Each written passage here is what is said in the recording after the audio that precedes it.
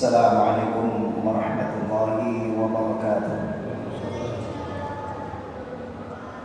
Innal hamdalillah nahmaduhu wa nasta'inuhu wa nastaghfiruh wa na'udzu billahi min shururi anfusina wa min sayyiati a'malina.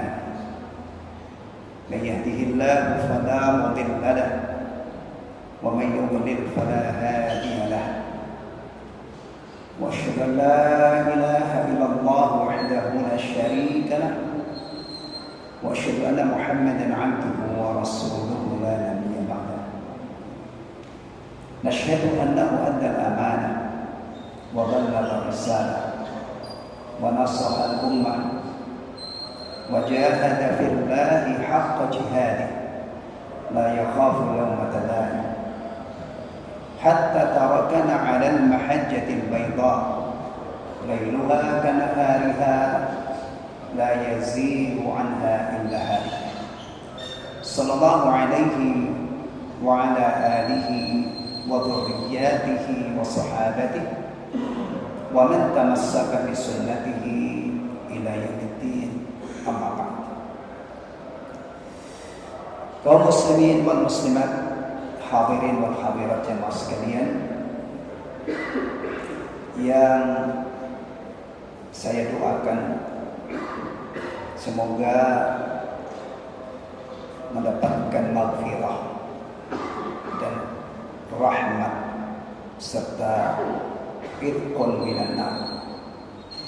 Semoga mendapatkan ampunan, semoga mendapatkan rahmat, dan semoga telah dijauhkan oleh Allah dari nerakanya dan dimasukkan ke dalam surga. Biasanya ada yang mengatakan 10 hari pertama bulan Ramadan itu ada apa? Ampunan ya. 10 hari yang kedua rahmat. Terakhir itqun minan nar. Gitu ya. Tapi setelah dicermati, ternyata di sepanjang Ramadan itu ada tiga-tiganya. Jadi tidak hanya kalau di akhir itu itqun minan nar. Ya.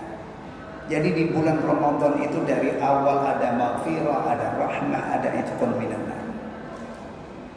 Seandainya ada seorang muslim qadarullah tidak sampai akhir Ramadan, dia wafat di hari seperti ini, belum sampai akhir Ramadan, tetap kita doakan mudah-mudahan dapat ampunan, dapat rahmat, dapat itqun minan nar. Demikian juga puasa yang kita jalankan ini, semoga menyebabkan kita mendapatkan itu semua. Amin ya rabbal alamin. Alhamdulillahilladzi bi ni'matihi tatimmus shalihat. Alhamdulillah, sore ini cerah. Tadi pagi di tempat saya di Rawalumbu banjir, subuh-subuh banjir, cukup lumayan. Sekarang cerah. Bagi kita orang Islam, cerah begini ini bukan cerah sendiri, tapi Allah Subhanahu wa taala menghendaki cerah. Matahari yang sekarang terbit, yang masih bersinar terang, satu saat nanti akan terbit dari tempat terbenamnya. Itu salah satu tanda besar kiamat. Kalau matahari nanti sudah terbit dari barat, dari tempat terbenamnya, pintu taubat tertutup. Yang masuk Islam terang, yang mau memperbaiki dirinya, taubat dari dosa-dosa telat. Allah kabarkan juga nanti pada hari kiamat matahari itu dimusnahkan. Idza syamsu kuwirat. Itu tentang matahari yang alhamdulillah sore ini cerah. Alhamdulillah sore ini kita menikmati nikmat aman. Bagi kita, nikmat aman itu sumbernya dari Allah dan berkat usaha.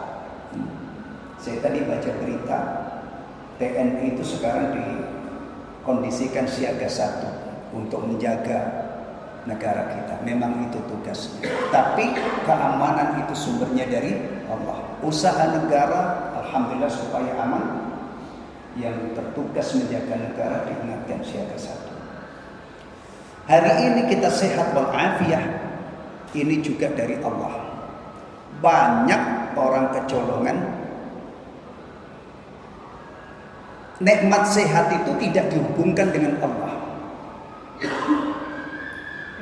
Kamu sehat banget ya, tidak keluar alhamdulillah. Saya rajin olahraga. Saya itu sangat peduli dengan kesehatan saya. Kemudian orang yang dapat jawaban itu mengerti, ya kan? Banyak loh orang olahraga malah menyebabkan mati. Ada enggak? Ada enggak? Ada. Orang badminton saking nafsunya, qadarullah, pas lagi olahraga bukannya sehat, mati. Begini ini tolong dihayati saudara-saudara sekalian. Ini cerminan dari ayat pengamalan ayat alhamdulillahirabbil alamin. Kita sehat, Allah yang menganugerahkan kesehatan. Bahkan kita bisa puasa itu juga pertolongan Allah Subhanahu wa taala. Alhamdulillah berkat semua itu dan nikmat-nikmat lainnya. Tentunya nikmat iman dan Islam kita kumpul di tempat yang istimewa. Ya. Masjid Baitullah yang bangun dijanjikan rumah di surga. Yang memakmurkannya dijanjikan sekian banyak fadilah. Hatinya yang tertaut di masjid telah diperkenalkan oleh Rasulullah sebagai salah satu orang istimewa. Salah satu 7 golongan yang nanti di mahsyar mendapatkan naungan. Di sana itu nanti datar, buminya tidak ada naungan, tapi ada 7 golongan yang akan mendapatkan anugerah naungan dari Allah Taala. Salah satunya rajulun qalbuhu mu'allaqun bil masajid.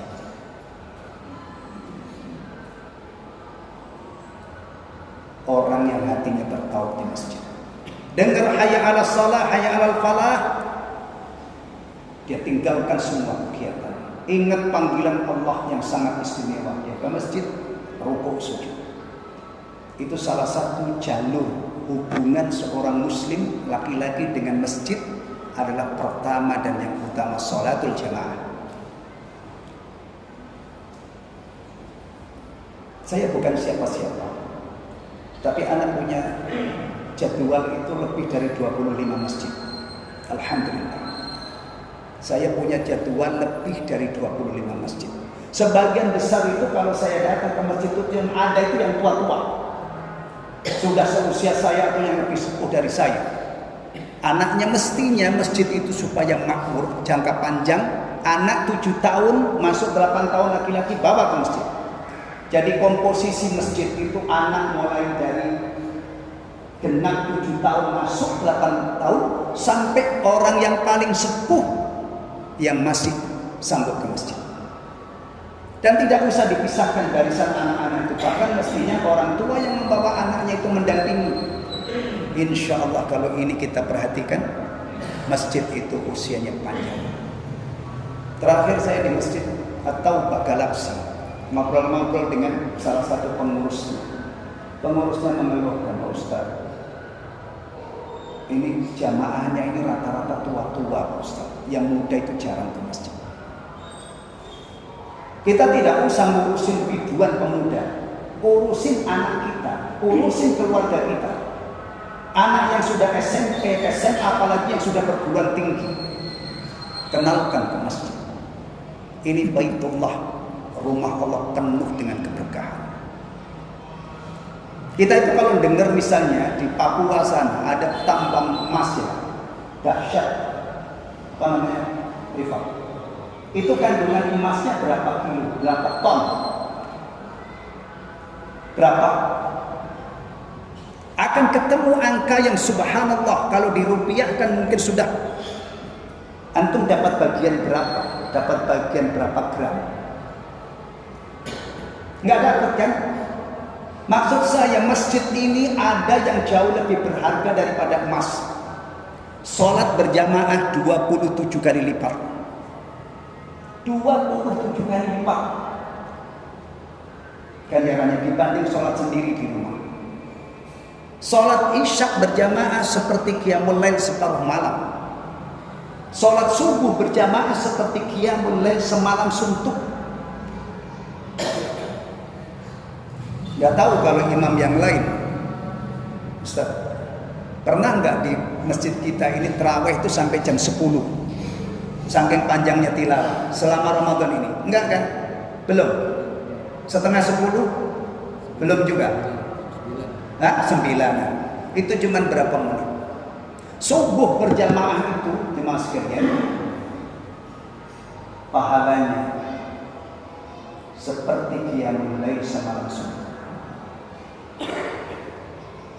Untuk kondisi sekarang ini relevan kalau umat Islam itu diingatkan karena menikmati kehidupan yang nyaman. Hati-hati dengan tempat tidurmu, kasurmu, bantalmu. Jangan sampai kita ini hidup nyaman, ruang tidur kita full AC tapi nggak sanggup bangun subuh. Masya Allah, itu kamar yang membawa menjadi fitnah. Dulu Umar bin Khattab itu pernah menangis melihat keadaan Rasulullah SAW. Ternyata tikar Rasulullah itu cuma kulit yang kalau bangun itu badannya Rasulullah SAW ada bekasnya. Umar nangis radhiyallahu. Rasulullah itu adalah utusan Allah, Sayyidul Anbiya wal Mursalin, orang yang paling mulia, paling bertakwa, tapi kondisinya hidupnya seperti itu. Sementara raja-raja yang kafir tinggal di istana. Tapi Rasulullah SAW memang memilih kehidupan seperti itu. Boleh umatnya ini yang lapang rezekinya bikin rumah yang lapang, bikin kamar yang nyaman. Tapi hati-hati, subuh harus bangun. Jangan sampai rumah bagus itu membuat fitnah atau menjadi fitnah, lupa akhirat, lupa masjid, tidak lagi rukuk dan sujud, tidak lagi mengangkat tangan memohon ampun, memohon kebaikan dunia dan akhirat. Inna lillahi wa inna ilaihi raji'un. Sekarang kita sedang kumpul di masjid sekalian. Acaranya apa ini namanya? Judulnya apa? Iftar jamaah. Buka bersama. Tolong perhatikan baik-baik. Bicara jamaah yang paling pokok di masjid. Pertama, sholat 5 waktu. Kedua, Jumatan. Ketiga apa lagi? Sholat gerhana mungkin. Tarawih. Itu jamaah-jamaah yang masyru'ah. Adapun iftar jamaah ini saya tidak tahu fadilahnya dibanding dengan iftar dengan keluarga lebih utama mana. Maksud saya begini, jangan sampai masjid itu giliran iftar jamaah makmur, tapi sholat 5 waktu tidak ada orangnya, ini kebalik. Bicara jamaah, sekali lagi umat Islam jamaah itu adalah yang paling dekat sholat berjamaah tiap hari. Berikutnya Jumatan. Nah, kalau Ramadan begini ini kita tidak tiap hari ya, ada waktu-waktu luang kita kumpul, Masya Allah, Insya Allah besar faedahnya. Iftar jamaah. Jemaah sekalian rahimani wa rahimakumullah. Ini adanya hanya di Ramadan ya. Nah, kalau nggak Ramadan kita kumpul-kumpul apa namanya? Makan bareng kan, bukan iftar jamaah. Inilah hebatnya puasa. Hati-hati ya.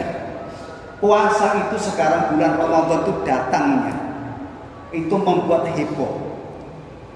Ada iftar jamaah, ada bagi-bagi takjil, ada bahkan dulu itu, sekarang nggak dengar, masih ada lagi nggak, sahur on the road, jalan, dan macam-macam. Coba kita merenung, kalau seandainya acara-acara ini bermunculan menjamur seiring dengan datangnya bulan Ramadan, tapi puasanya itu tidak diperhatikan, hanya penampilan luarnya itu Masya Allah, cangkangnya itu ada iftar jamaah, ada takjil dan lain sebagainya. Coba Ketika yang pokok ini diabaikan, semuanya kehilangan makna. Iftar jama'i itu orang-orang yang puasa kumpul, pas waktu tiba berbuka, buka bareng. Betul kan? Sekarang kalau misalnya orang tidak mikirkan puasa, tapi menggelar acara iftar jama'i. Memang iftar namanya? Ya enggak, makan bareng. Iya, coba renungkan ini. Ya. Demikian juga takjil, ini ada orang berbaik hati, masya Allah. Salah satu keistimewaan bulan Ramadan orang pada dermawan. Bagi-bagi takjil. Takjil itu isinya apa? Coba, pernah nggak ada orang bagi takjil itu 1 galon air minum? Nggak ada, biasanya kemasan kecil plus apa biasanya? Kurma atau kue-kue cemilan. Itu kalau misalnya dibagi-bagi, tapi yang dapat bukan puasa, takjil enggak namanya? Takjil enggak namanya? Ini misalnya saya atau jamaah sini berbagi bagi-bagi takjil atau, tapi yang dikasih itu pengguna jalan pada ngambil, tapi dia tidak puasa, takjil enggak? Takjil itu kan makanan pembuka untuk buka. Tiba waktu buka, makan minum atau makan beberapa butir korma, takjil bagi yang puasa. Tapi kalau yang tidak puasa, bahkan nanti kalau kita bawa yang lebih jauh lagi, orang tidak puasa ketemu Idul Fitr, memang dia punya Idul Fitr. Orang yang tidak puasa itu loh, dia punya Idul Fitr. Sekarang misalnya satu lingkungan itu nggak ada yang puasa, tiba 1 Syawal pada mengadakan sholat Id, masya Allah, berhari raya luar biasa. Pantas puasa itu baru merayakan Idul Fitri. Nih, kita itu kadang-kadang beragama yang pokok-pokok ini tidak terabaikan. Alhamdulillah kita sekarang kumpul, ya, sedang menunggu datangnya waktu berbuka hari yang ini jawabannya bisa beda. Hari yang ke-18, ada yang ke-19 ya. Udah nggak usah kita bahas, tapi kalau saya tanya hari keberapa di Indonesia pasti beda. Saya ke-18, saudara saya yang Muhammadiyah sudah 19. Udah kita abaikan perbedaan itu, karena itu adanya cuma di awal. Sekarang kita sedang kata Rasulullah SAW, orang yang berpuasa itu akan merasakan 2 kegembiraan. Fitratun farhatun inda fitrihi wa farhatun inda liqa'i rabbih. Kegembiraan yang pertama ketika berbuka. Udah, hati itu nggak bisa bohong. Kalau yang benar-benar puasa dari hari pertama, kedua, ketiga sampai sekarang, setiap dia berbuka pasti merasakan kegembiraan. Bahkan ketika dengar adzan itu rata-rata yang terucap alhamdulillah, sudah tiba waktu berbuka. Nabi mengajarkan segera berbuka.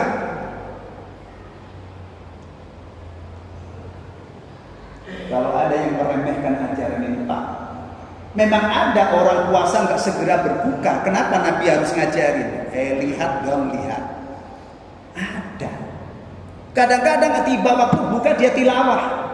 Kadang-kadang tiba waktu buka dia dikit, atau mungkin sholat maghrib dulu. Makanya sebaik-baik petunjuk itu petunjuk Nabi SAW. Segera. Apa yang membuat kita senang? Jujur aja, yang membuat kita senang apa? Dari fajar sampai maghrib kita imsak. Tidak boleh makan, tidak boleh minum, tidak boleh berhubungan intim dengan suami istri. Tiba waktunya dihalalkan untuk, bahkan segera dianjurkan untuk segera berbuka. Ini membuat kita senang kan? Ya. Tapi ada sebenarnya yang lebih dalam dari sekedar segarnya es apa? Es apa? Antum maunya es apa? Kelapa, oke. Antum mau es apa? Es campur. Ada yang lebih dari itu. Kalau benar-benar puasa kita itu bagus, kita hitung mundur subuh, alhamdulillah saya tidak masuk rakaat 2 rakaat subuh kerengkuh, sholat subuh, zikir pada sholat. Saya hari ini tadi tilawahnya maksimal, saya kata di kerja aman, saya tidak maksiat. Itu yang akan membuat kebahagiaan yang luar biasa. Semakin bagus puasa kita, semakin kebahagiaan itu semakin besar kita nikmati. Satunya lagi kita berdoa, mudah-mudahan puasa kita ini diterima oleh Allah dan nanti dapat jasa, balasan di akhirat. Maka Rasulullah mengatakan satunya lagi adalah kegembiraan ketika bertemu dengan Allah Tabaraka wa Ta'ala. Maka puasa kita ini jemaah sekalian jangan iseng ya, kita upayakan sebaik mungkin, sebagus mungkin dengan harapan diterima oleh Allah dan mendapatkan balasan yang masih. Baik. Jemaah sekalian rahimani wa rahimakumullah. Menjelang Ramadan itu biasanya diadakan kajian-kajian menyongsong datangnya bulan Ramadan. Kalau sang pemateri itu menyuguhkan materi dari ayat-ayat siang ya, maka menjelang Ramadan kemarin mungkin di pertengahan Sya'ban atau sudah dekat dengan Ramadan, itu kaum muslimin diingatkan bahwa puasa Ramadan itu hanya beberapa hari. Karena memang firman Allah begitu bunyinya, ayyaman ma'dudah, beberapa hari tertentu. Maksudnya 1 bulan full, tapi kalau dihitung pakai hitungan hari itu hanya beberapa hari. Kemudian juga dari ayat puasa kita mendapatkan ilmu. Allah menghendaki kemudahan dan tidak menghendaki kesulitan bagimu. Masya Allah. Ini kalau tidak dikaji nggak kelihatan, nggak kelihatan. Tapi kalau ayat-ayat siam itu kita tadabburi, kita dalami, kita menyambut puasa Ramadan itu dengan semangat. Karena hanya beberapa hari dan kita tidak sedang disiksa oleh Allah, tidak disengsarakan oleh Allah. Tapi puasa ini dipilih oleh Allah menjadi madrasah untuk menempa kita menjadi orang-orang beriman. Mari jemaah sekalian, kita biasakan ya melihat ibadah-ibadah yang Allah wajibkan, yang Allah perintahkan, itu kita hargai sebagai rahmat, bukan beban berat yang menyengsarakan kita. Sholat 5 waktu, ini rahmat Allah. Kita cuma diwajibkan sholat 5 waktu, tapi ganjarannya sama dengan 50 waktu, 50 kali. Masya Allah. Makanya biasanya orang-orang yang menghayati ini sebuah rahmat, dia tidak puas. Selesai sholat 5 waktu, dia masih bertaqarrub kepada Allah dengan sholat-sholat sunnah, pengen nambah lagi. Akhirnya sholat sunnah juga direngkuh, qabliyah ba'diyah. Bahkan ada orang-orang hebat itu sampai ketika orang terlelap tidur, dia tahajud. Demikian juga puasa. Saya tanya ya. Yang diwajibkan puasa itu salah satunya sehat kan? Sehat. Ada nggak yang puasa tahun ini dari tanggal 1 sampai hari ini? Puasa itu sampai pingsan kemudian geletak di tempat tidur nggak bisa bergerak. Ada nggak? Nggak ada.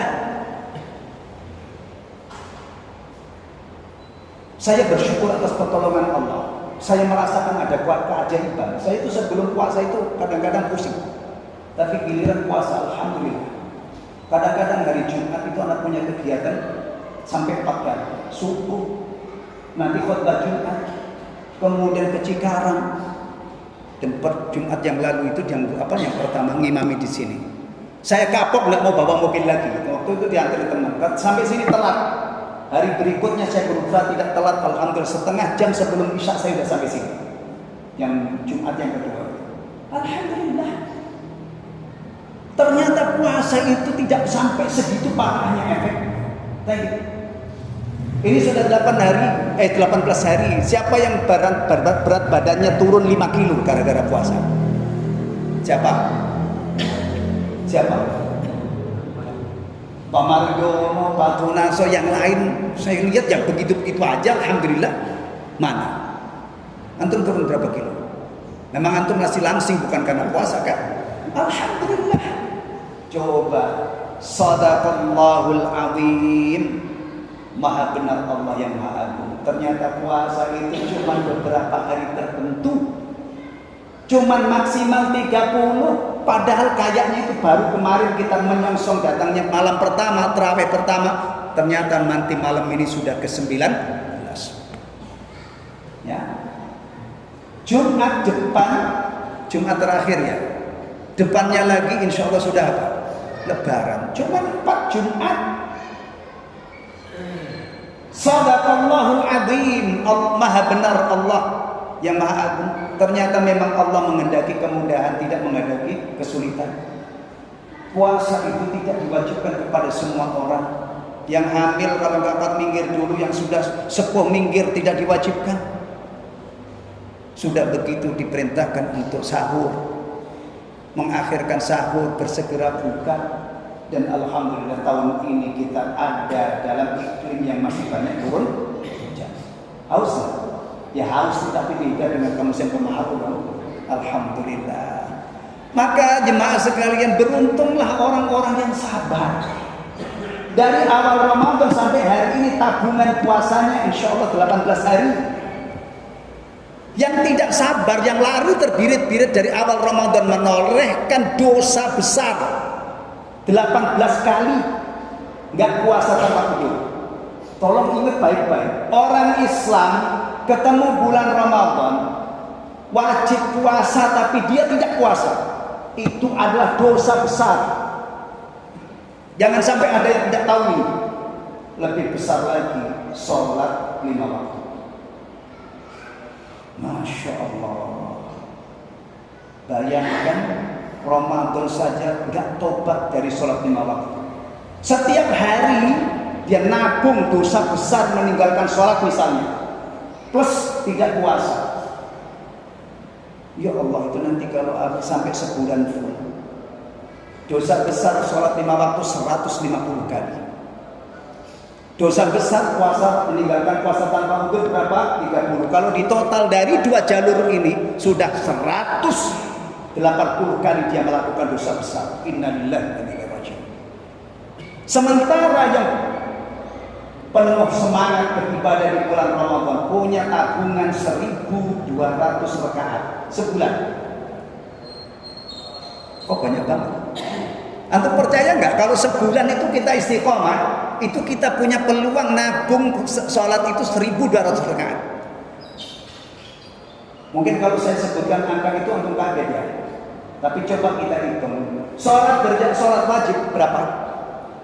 17 rakaat. 17 rakaat. Kalau waktunya masih banyak. Ambil qabliyah, ba'diyah, muakkadah. 12 rakaat. Yang fadilahnya itu melalui hadis Ummu Salamah radhiyallahu anha, Rasulullah bersabda dijanjikan rumah di surga. Saya kalau jalan-jalan dekat sudah lihat rumah Harapan Baru, rumah Kemang Pratama, rumah harganya sudah 1, sekian, angkat tangan saya. Saya tahu diri itu bukan level saya. Tapi dengan 12 rakaat selain sholat fardu, kalau dilazimi di istiqamah dikerjakan, berhak untuk mengharap mudah-mudahan dikasih rumah di surga. 17 tambah 12 berapa? Masih cepat dong kalau ngitung begini aja, nggak usah pakai kalkulator. 29 kan? Plus 11 genap 40. 40 malam pertama, kedua, ketika sampai mudah-mudahan nanti akhir Ramadan, misalnya 30 supaya gampang menghitung.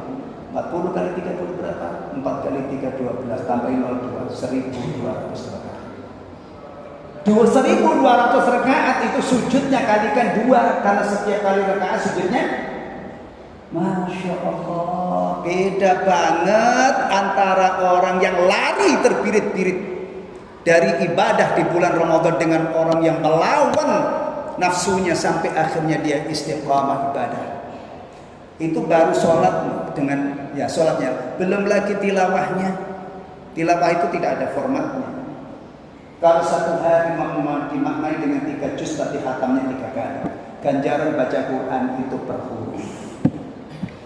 Kita kalau dengar Elon Musk, kekayaan yang nomor 1, paling kaya di dunia, sekian ribu triliun. Bagi orang yang makan duitan mungkin ngiler-ngiler.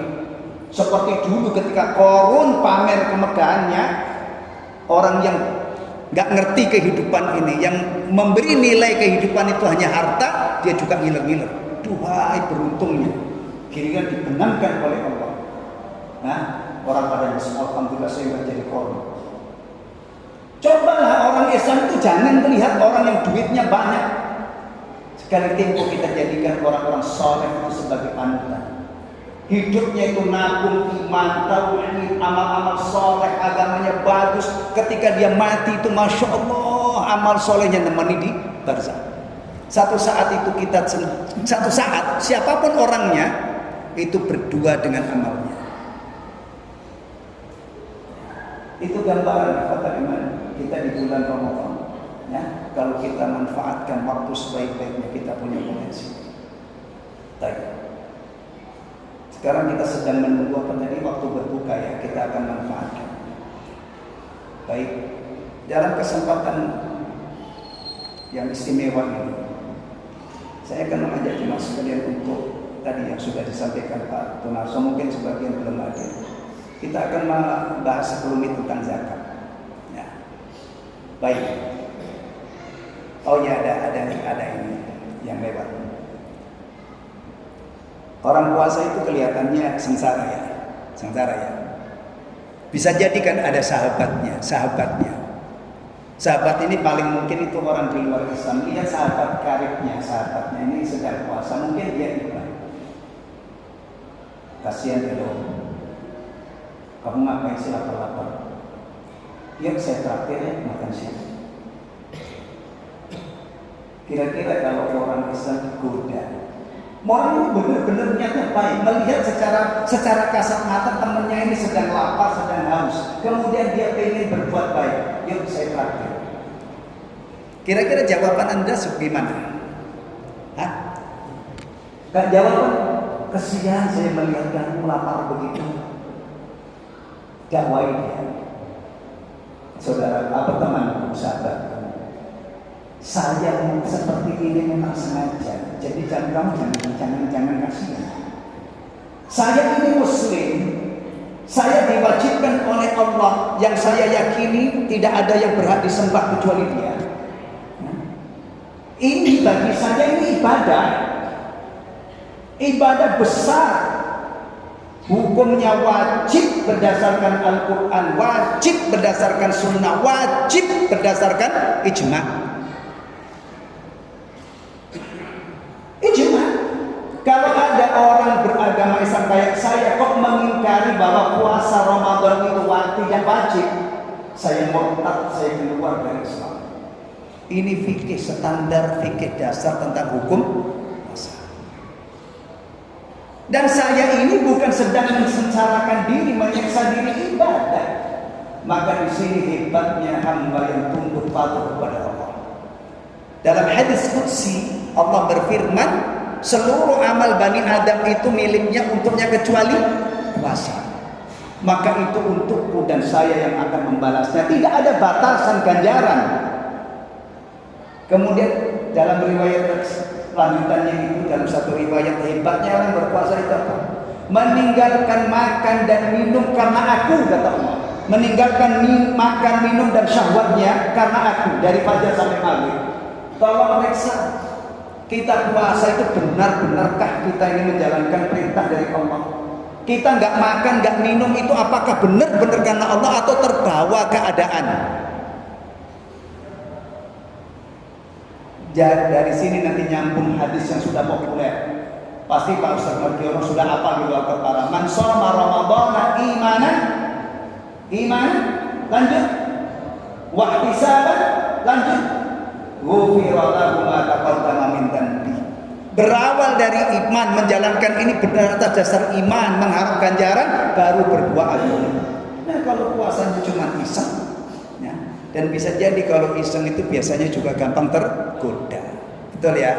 Kalau digoda tadi, atau bahkan tidak ada yang menggoda, di rumah sendirian bisa saja dia khianat, dia batalkan puasanya. Na'udzubillah. Baik. Kalau sudah sampai sisi ini, kita ini bukan sedang disiksa oleh Allah, tapi dikasih kesempatan untuk melakukan ibadah yang luar biasa. Kita Allah mewajibkan puasa la'allakum tattaqun. Kita cari sekarang sifatul muttaqin.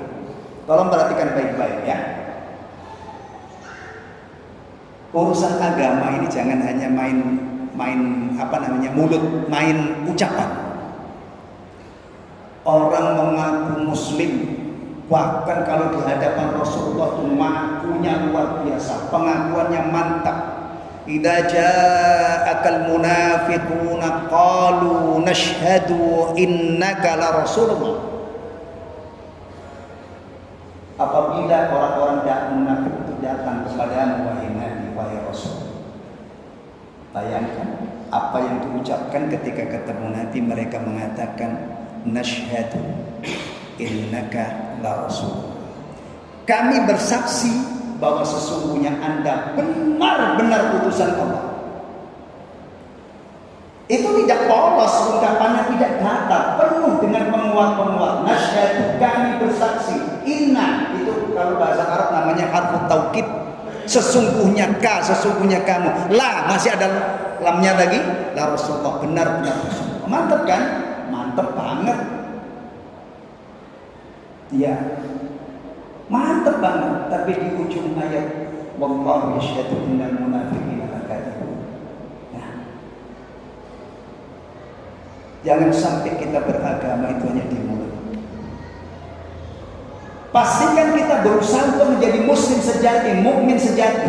Jaga rukun-rukun Islam, jaga rukun iman, tegakkan kewajiban, jauhi yang diharamkan oleh Allah. Kemudian setelah itu kita merambah yang sunnah, yang makruh kita tinggalkan yang sunnah. Itu yang akan kita bawa menghadap. Kalau ada muslim tapi nggak sholat, sebagian ulama ada yang mengatakan muslim nggak sholat itu murtad. Bagaimana kalau pendapat ini ternyata memang yang hak? Muslim nggak puasa, muslim nggak bayar zakat, muslim zina, muslim mabuk. Masya Allah, tidak aman. Kalau kita ingin membawa Islam yang kita harapkan menjadi penyebab bahagia, aman di barzakh, terutama nanti di akhirat bisa menjadi penyebab kita mendapatkan ridha Allah, rahmat Allah, jangan asal Islam. Ada nggak jemaah sekalian, orang Islam itu tidak menunjukkan dia orang Islam? Saya teringat ketika membaca seorang artis yang murtad. Ada, tapi nggak usah saya sebutkan namanya ya. Kita ambil pelajarannya saja. Aslinya muslim. Ternyata si artis yang tadinya muslim kemudian murtad itu, dia punya prinsip begini. Teman-teman saya yang Islam itu brengsek-brengsek. Sementara yang kafir itu baik-baik. Tapi kok menurut keyakinan orang Islam yang kafir ini masuk neraka. Sementara yang Islam itu brengsek-brengsek masuk surga. Astagfirullah. Sayang, coba dia konsultasi, tanya kepada orang yang paham. Memang ada dalam Islam itu pokoknya sampean Islam, nggak sholat, nggak apa-apa, nggak puasa, nggak apa-apa, nggak zakat, nggak apa-apa, minum yang mabuk, nggak apa-apa, zina, nggak apa-apa, sampean dijamin masuk surga. Ada dai yang mengatakan itu.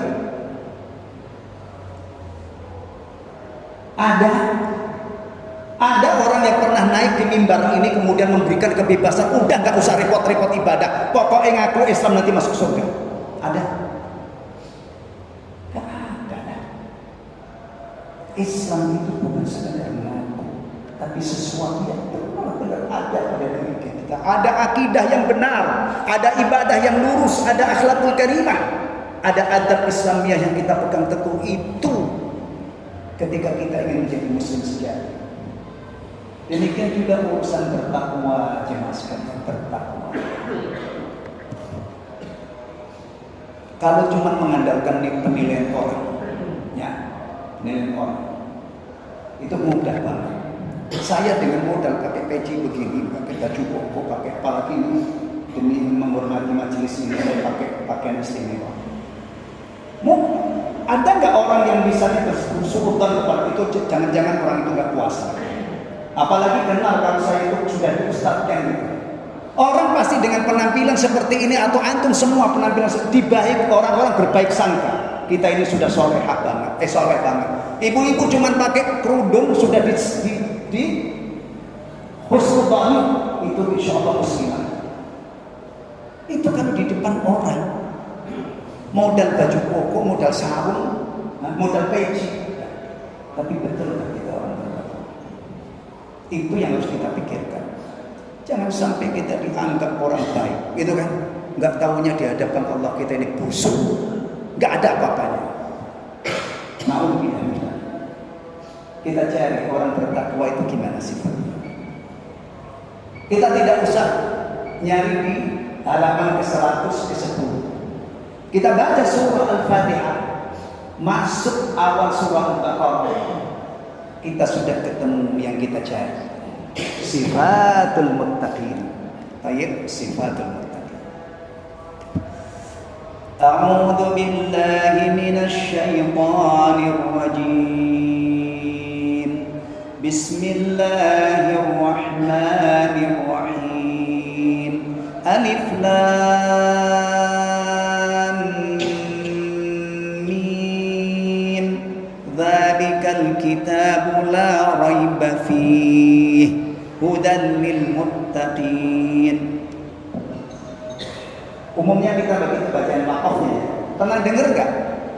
Dzalikal kitabu la raib fihi hudan lil muttaqin. Pernah dengar? Wakafnya di situ. Tapi boleh.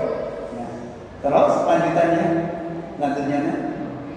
Alladzina yu'minuna bil ghaibi wa yuqimuna as-salata wa mimma razaqnahum yunfiqun walladzina yu'minuna bima unzila ilayka wa ma unzila min qablik wa bil akhirati hum yuqinun ulaika ala hudan min rabbihim wa ulaika humul muflihun. Sampai di sini ini ayat-ayat tentang orang bertakwa. Dua ayat berikutnya tentang orang kafir. Kemudian berapa ayat sesudah itu? 12 ayat tentang orang munafik. Ya, karena kita fokus di sini aja, melacak menelusuri sifatul muttaqin. Alif lam mim. Alif lam mim ini huruf-huruf. Al-Quran itu ada surah-surah yang diawali dengan huruf-huruf ini. Ada yang 1, ada yang 2, ada 3, ada 4, ada 5. Ada yang 5 huruf. 1 qaf, 1 lagi nun, 2 huruf Taha, Yasin, 3 huruf alif lam mim. Kadang-kadang ditambah ada yang alif lam ra, alif lam mim sad dan seterusnya. Yang paling panjang surah Maryam. Ini kalau model-model saya yang nafasnya itu sudah pendek itu harus hela nafas juga. Kaf ha ya ain sad. Kadang-kadang nggak cukup. Masya Allah. Ini huruf jemaah sekalian ya. Orang-orang kafir, orang-orang Arab yang kafir itu, yang tidak percaya kalau Al-Quran itu firman Allah, kita. Al-Quran yang kami wahyukan kepada Rasul kami itu berbahasa Arab. Huruf-hurufnya sudah kalian kenal. Kalau seandainya Quran itu bukan wahyu, kalian pasti bisa bikin yang lebih bagus. Apalagi kalian itu pujangga-pujangga, penyair-penyair, jago-jago bahasa. Ternyata tidak akan ada yang sama. Maka keyakinan kita Al-Quran itu memang kalamullah, kitabullah yang diwahyukan kepada Rasulullah SAW. Baik. Dzalikal kitab. Kalau kita belajar bahasa Arab, hada kitab. Ya. Kalau saya tunjuk kitabnya itu mestinya jauh di sana. Dzalika kitab asli. Tapi menerjemah ini jangan diterjemahkan kitab itu, bukan kitab Al-Quran ini. La raiba fi, tidak ada keraguan padanya. Hudan lil muttaqin, sebagai petunjuk bagi orang-orang yang bertakwa. Berikutnya menjelaskan sifatul muttaqin. Siapa mereka yang bertakwa? Orang-orang yang beriman kepada hal-hal gaib. Hati-hati ya kalau kita bicara gaib itu kadang-kadang itu ada kuntilanak, ada hantu, ada genderuwo, apalagi. Apa itu yang dimaksud? Hal-hal gaib yang diimani oleh orang-orang yang bertakwa ini, kata dia hudan lil muttaqin, sebagai petunjuk bagi orang-orang yang bertakwa. Sifatnya beriman kepada yang gaib. Tidak bisa dijangkau dengan panca inderanya, tapi dikhabarkan oleh Allah dan Rasulullah tentang keberadaannya al-gaib itu. Jadi yang diimani itu bukan sekedar masalah gaib, tapi hal-hal gaib yang bersumber, ya, diberitakan oleh Allah, diberitakan oleh Rasulullah.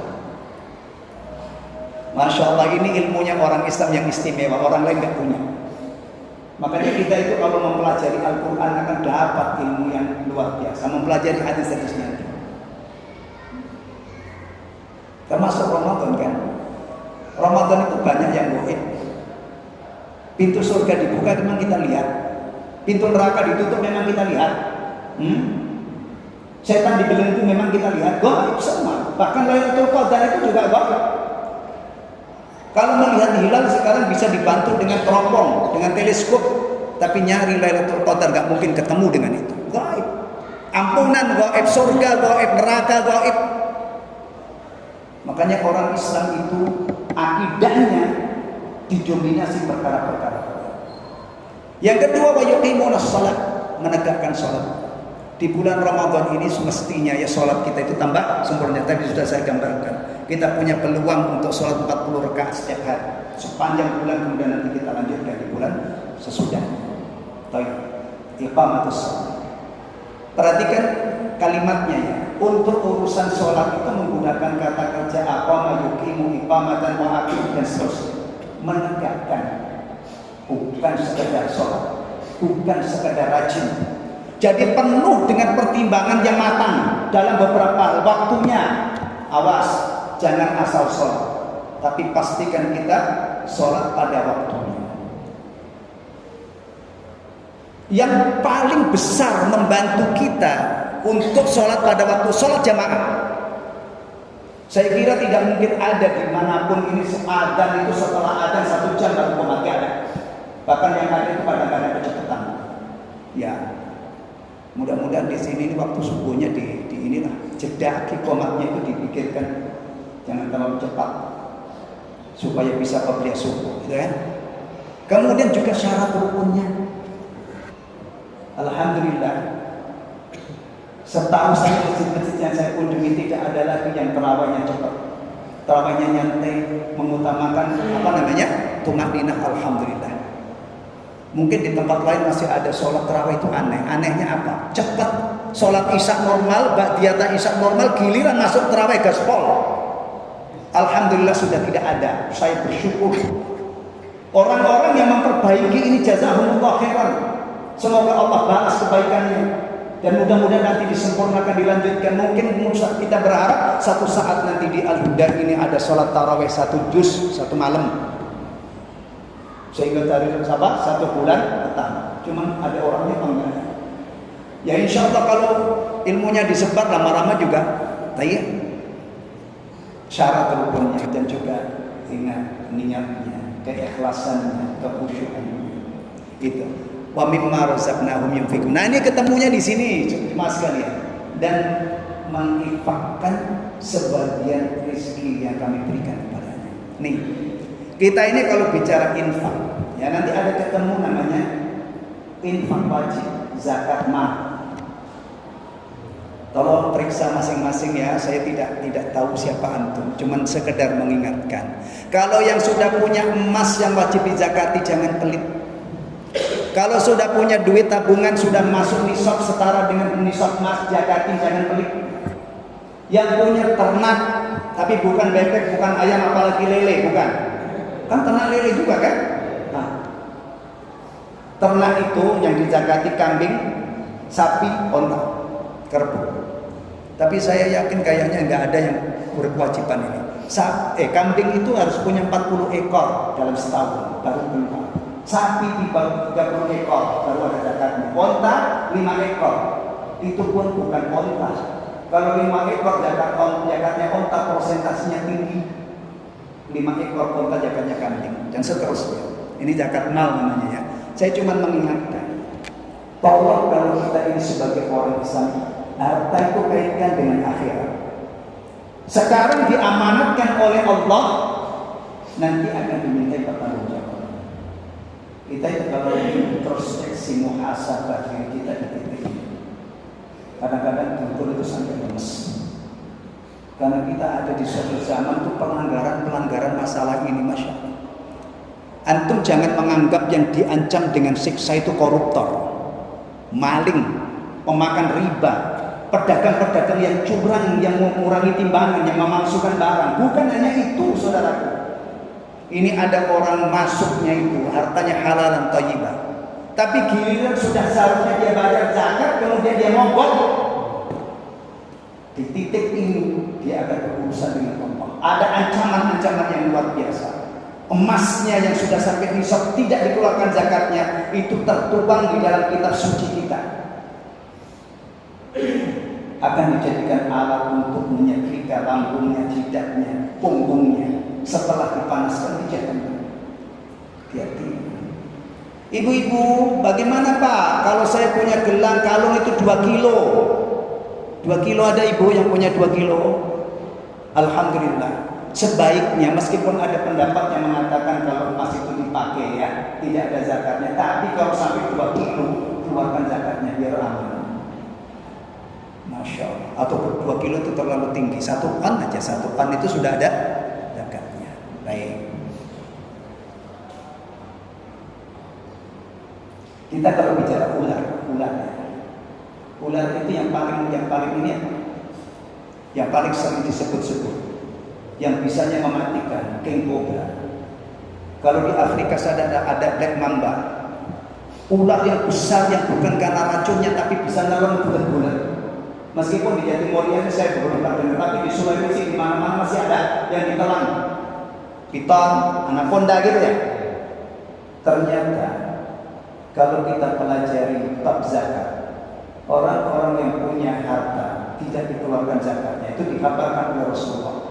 Hartanya itu nanti dirupakan oleh Allah ular, botak itu karena sangat berbisa, membelit dia dan menggigit rahangnya atau mulutnya.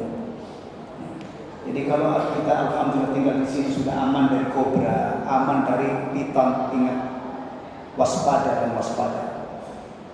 Jangan sampai kita pelit zakat saja nggak keluar.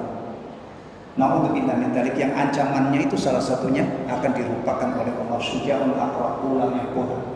Na'udzubillah. Nah ini idealnya yang dikaji secara ilmiah. Bab sholat, bab zakat, bab puasa, bab haji itu mestinya atau bagusnya di masjid itu punya kajian serial fikih. Nah dari bab sholat dulu dan seterusnya. Nah kalau kita bicara zakat kaitannya dengan Ramadan, itu yang paling dekat zakatul fitr. Perhatikan ya, setahu saya kalau kita merujuk kepada dalil, itu tidak ada istilah zakatul fitrah. Yang ada itu namanya zakatul fitr, bukan zakatul fitrah. Tapi yang populer itu umumnya dalam pengucapan kita zakat fitrah. Begitu kan? Ya saya ambil jalan tengah lah, saya nggak mau bikin repot. Kalau kita kembali kepada bahasa Arab, itu namanya zakatul fitr. Karena kenapa zakatul fitr? Zakat yang wajib dikeluarkan persis selesai kita puasa. Sama dengan Idul Fitr. Idul Fitr hari raya berbuka. Kemarin kita masih puasa terakhir, sudah terlihat hilal atau sudah genap 30 hari, kita merayakan hari raya. Namanya Idul Fitr. Maka puasa dulu baru hari raya. Ini kadang-kadang belum apa-apa sudah mikirnya Idul Fitr. Nggak puasa sudah pergi kemana? Ke Tanah Abang. Saya ngikutin berita kekinian tentang pakaian. Itu yang sedang diburu di Tanah Abang itu kemarin menjelang Ramadan itu katanya mendadak sontak rame kan, memburu gamis judulnya bini orang. Nggak tahu ibu-ibu yang tahu itu. Iya, gamisnya itu namanya bini orang. Nggak tahu itu maksudnya apa. Ya mungkin untuk melaraskan dagangan aja ya. Ya Allah, pakai baju baru tapi nggak puasa. Ih, apa enaknya? Zakatul fitr. Zakatul fitr ini tidak usah tunggu kaya jemaah sekalian ya. Kalau zakat mal itu iya, orang diamanahi atau lebih tepatnya dianugerahi, diamanahi oleh Allah. Harta tertentu sudah sampai batas zakatnya dikeluarkan, persentasenya sedikit. Anda punya 100 juta, itu zakatnya cuma berapa? Cuma 2,5 juta. Anda punya 1 miliar, cuma 25 juta. Cuma 2,5% kan dibagikan kepada fuqara masakin. Itu zakat mal. Bisa saja seumur umur kita tidak kena zakat. Tapi kalau zakatul fitr ini orang yang punya kemampuan dan murah. Kita ambil yang 3 kilo misalnya ya. Kan bilangannya itu sekitar 2,5 sampai 3 kilo. Cuma 3 kilo. Apalagi kalau kita keluarga kecil ya, istrinya cuma 1, sama dia sama anaknya 3. Coba itu. Cuman berapa? Dikeluarkan 15 kilo sudah ini. Sudah selesai zakatul fitr. Kemudian ini hukumnya wajib, diwajibkan oleh Allah kepada semua kalangan, laki, perempuan, tua dan muda. Bahkan kalau ada bayi yang lahir sebelum ghurubus syams itu juga sudah wajib. Baik. Faedahnya apa? Hati-hati ya, kita itu kadang-kadang di dalam agama kita ini ada amal yang kelihatannya sepele banget, tapi ternyata itu Masya Allah. Kita yang punya cucu, kemudian kita sayang sama cucu kita cium cucu kita. Nyium cucu itu kan ya wajar lah, mbah nyium cucunya, gitu kan. Tapi kalau dikaitkan dengan ajaran Islam, man la yarham la yurham. Siapa yang tidak menyayangi, dia tidak disayangi. Satu saat Rasulullah SAW mencium cucunya. Ada seorang sahabat namanya Al-Aqra' bin Habis radhiyallahu anhu. Pernah dengar cerita ini? Melihat Rasulullah nyium cucunya itu, dia bilang begini, ya Rasulullah, innali asyratan minal walad ma qabbaltu ahadan minhum. Ya Rasulullah, saya punya anak 10, tidak ada satupun yang saya cium. Masya Allah, gimana ini? Kalau kira-kira orang itu ngadu ke saya begitu, mungkin sebelum saya nasihati saya komen dulu. Wah itu bapak opo kan gitu kalau orang Jawa ya. Wah anak bridil masa enggak. Tapi Rasulullah itu Masya Allah memang pendidik luar biasa. Enggak diomelin, enggak ada komen negatif, cuman dilihat. Akhirnya dididik oleh Rasulullah, man la yarham la yurham. Untuk mendapatkan cucuran-cucuran rahmat dari Allah itu salah satunya kita bermitra dengan cucu kita sayangi. Baik. Apalagi pekerjaan yang sepele.